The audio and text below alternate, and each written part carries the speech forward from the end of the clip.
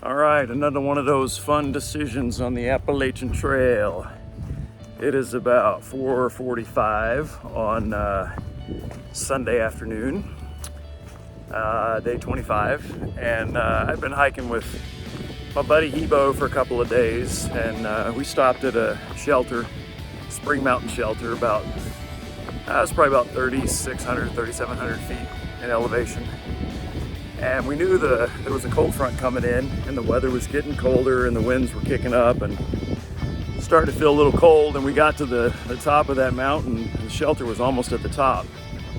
And so it was a decent shelter, kind of small, but had a sloped roof with a aluminum top on it.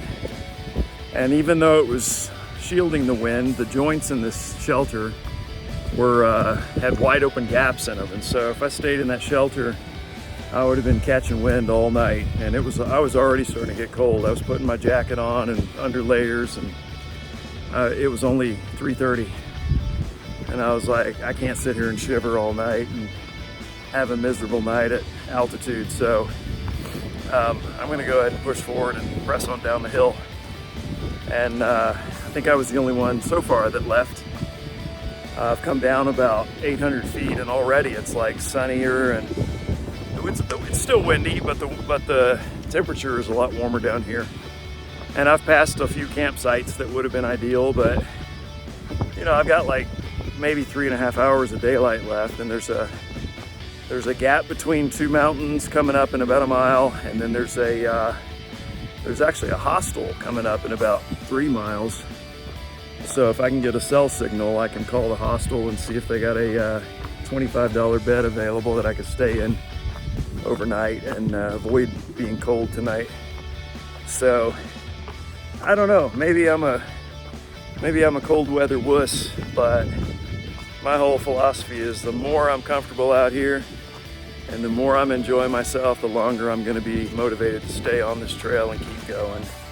So yeah, I'm going to continue with that philosophy of, if there's something of discomfort that I have a way of working my way out of, even if it means separating myself from people I've enjoyed spending time with, then I'm gonna do that and not feel bad about it. You know, we'll make a lot of friends out here and share each other's contact info and keep in touch and share pictures and stories and that kind of thing, but there's no pressure to hang out with the same people like all the time, and that's beautiful. It's so cool. That's such an amazing part of this experience. You know, when you have family, friends, and neighbors, you know, no matter how good you are at maintaining your sovereignty as an individual, it's always sort of like this underlying pressure to be around certain people, and sometimes you get along and sometimes you just don't, or sometimes you want some alone time. And I think that's one of the things I appreciate most about this experience, is how very allowable that circumstance is.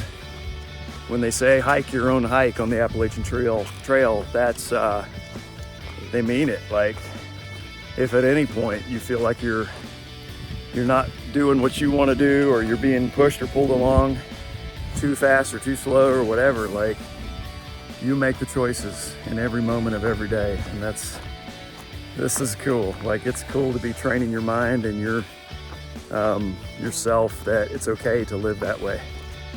That's a big part of this, and I'm gonna continue to prioritize my own inner guide. And already I'm seeing, like, look, sunlight at the top of that mountain where the shelter was. It was overcast and 40-mile-an-hour winds, and it just was not comfortable. So anyhow, I made the right call for me, and I hope those guys have a great night and a great rest of their hike if I don't see some of them. But yeah, this is an experience of choice, and choices aren't always easy. But here I go. I don't know if I'm gonna camp or if I'm gonna make it to the hostel or what's gonna happen, but that's also part of the fun here, is the unpredictability of it. So moving forward. All right, we have our first bear sighting in the woods of the 300 miles almost. You see him just hanging out in the tree there, just chilling, taking a nap, resting, checking us out. Look at him.